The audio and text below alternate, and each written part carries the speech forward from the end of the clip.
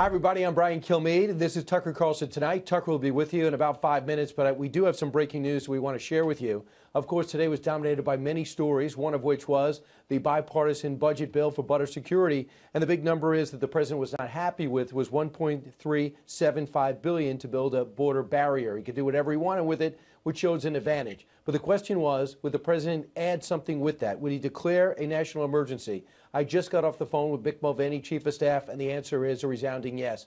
And for the first time, you're going to hear exactly how much it is and where the money's coming from. It's going to be about $8 billion. He had the 1.3, then $600 million will come from the Treasury Forfeiture Fund. $2.5 billion out of DOD. They consulted with Mick Mulvaney and the White House over the last few months on what they could actually do, and they're going to use some money they feel they can spare on the drug interdiction account. Then they came across with $3.5 billion for the military construction budget. They feel they can help in that respect. And then, of course, they have additional money. It all adds up to $8 billion. So the 1.375, not enough for the president. He wanted 5.7. He walks away at the end of the day with $8 billion. And, of course, the Democrats and some Republicans are upset about that. He's got a lot of backup from people like Mitch McConnell. He's got backup from Senator Lindsey Graham, who weeks ago said that the president should give a certain amount of time to negotiations, and if he doesn't get what he wants at the end of the negotiations, declare a national emergency. I just got off the phone with a White House official who says, in fact, that, McConnell spoke to the president, and that's what was said in the conversation. So, I mean, that's a huge piece of news that the president's going to sign this, but at the same time declare a national emergency. Now, Chad was talking about the intricacies of this transfer authority and reprogramming money within certain. It's like think that you've got a farm. Think of the federal government as a farm, and the farm's got a bunch of silos on it, and each one of those silos is filled with money. And you're allowed to move some money around within each of those silos, and you're also allowed to move certain amounts of money in between the silos. Now, if you declare a national emergency, it gives you greater leeway to be able to move money around in between those silos. And White House attorneys have looked at this for months, this idea of a national emergency, and they have identified certain baskets of money that they believe can be applied to building a border wall.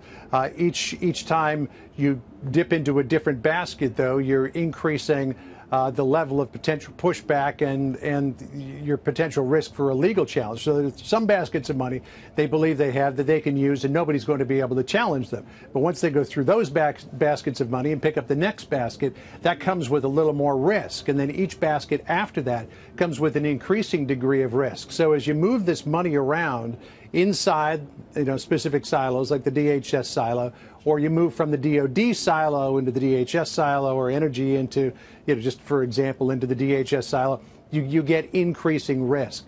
So it's not clear how much money the president might be able to move around before he ends up in court. But I do know that the OMB Office of Management and Budget here at the White House has identified far more than the $5.7 billion than the president originally wanted in these baskets of money that it believes it can move around. They have to make a decision on to what degree do they risk inviting a legal challenge here, because once you get enjoined, then you run the risk of almost everything getting enjoined in the courts. I mean, a lot of people thought that the president might use this option, but there was a lot of thought that he probably wouldn't use the option. He has said many, many times that he would rather do it legislatively, but it's clear that the president thought that he could not do it legislatively, so now he's going to declare the national emergency. The national emergency, as the president sees it, is a humanitarian and economic emergency that exists across our southern border. Tens of thousands of people are being apprehended every month by Customs and Border Protection, the Border Patrol, Immigration and Customs Enforcement for crossing over into this country or being in this country illegally. Customs and Border Protection facilities are filled to bursting. There are a lot of family units. There are a lot of unaccompanied children that are coming across the border. And the president believes that the best way to deal with that is to build a border barrier, add an additional 200 and some odd miles of fencing, particularly in Texas. But here's the rub with that. When you're talking about these migrants, these illegal migrants from what are called the Northern Triangle countries of Honduras, El Salvador, Guatemala, Honduras, Guatemala, Nicaragua, and El Salvador, they are people who simply want to get their feet on American soil.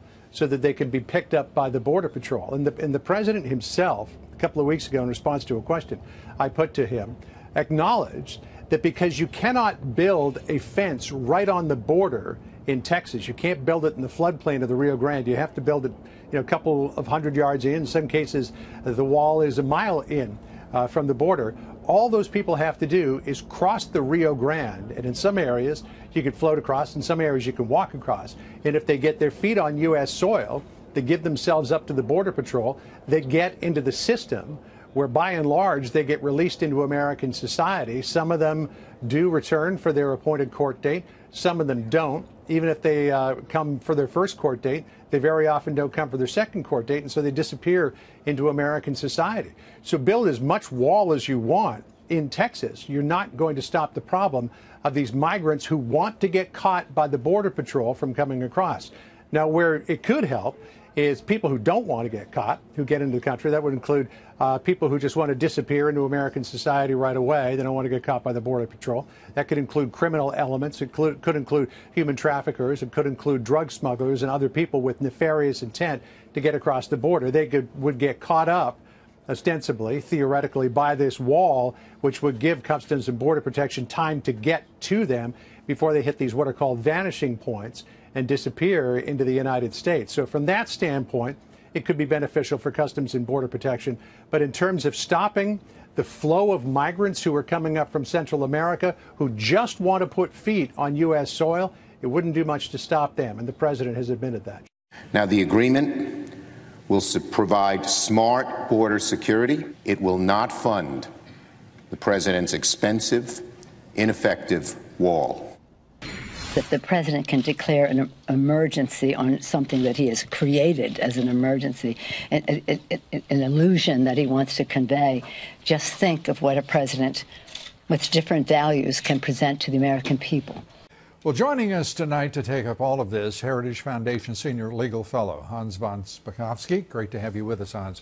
Former Reagan White House Political Director, Fox Business Political Analyst Ed Rollins. And good to have you, as well as James Freeman, Assistant Editor at the Wall Street Journal, Fox Business Contributor. Hans, let's start with you.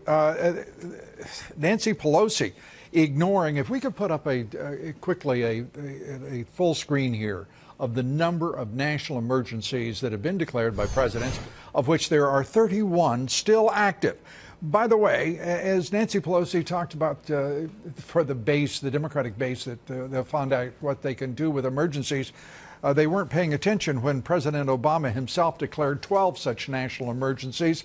The national emergency is clearly within the power of the President of the United States.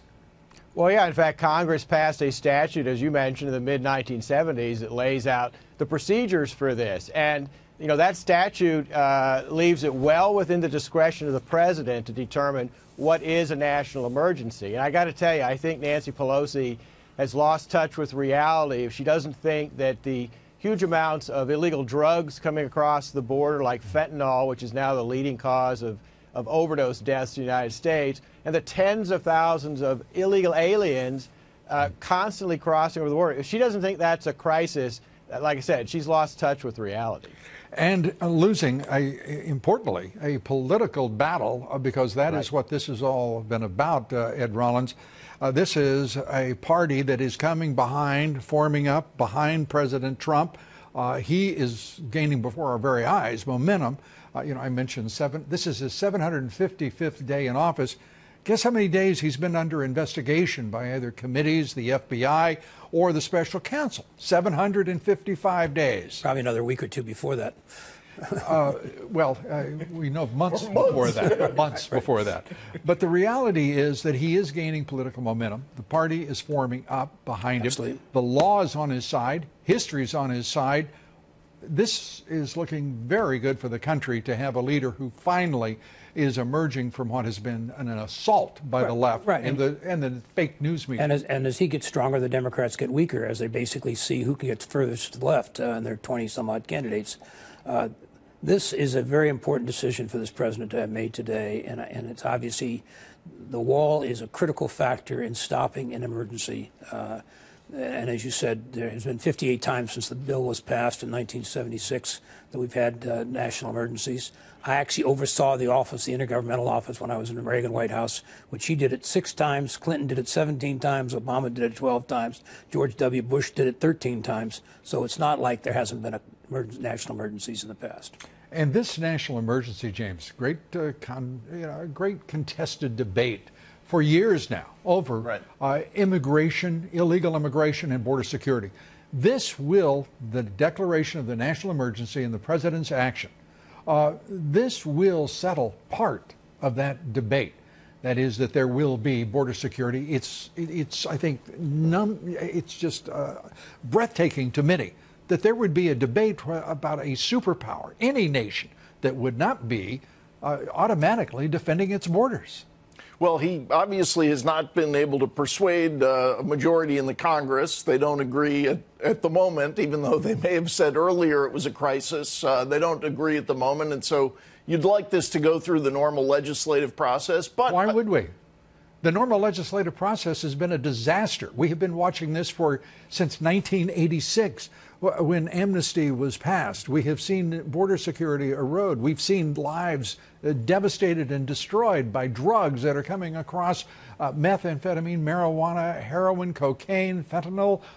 The majority of those deadly drugs, 70,000 opiate overdoses a year.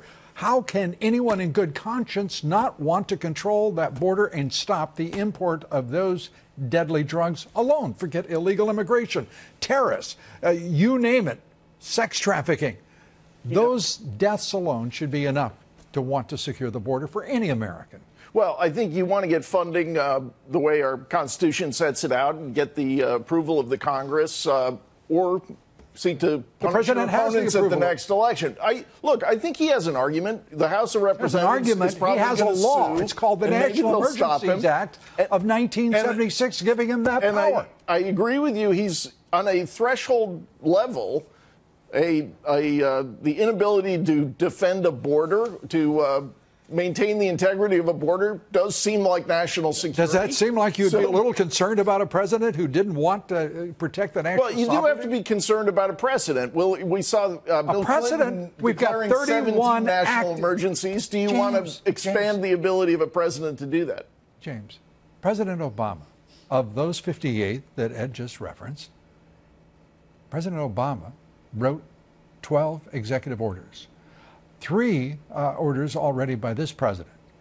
31 of those executive orders over those administrations are still active, which means succeeding presidents have had to sign those every 6 months in order to keep them in effect. Right. This is a historical precedent. It is without question his lawful prerogative to issue such an executive order. Thank you, God bless you, and God bless America.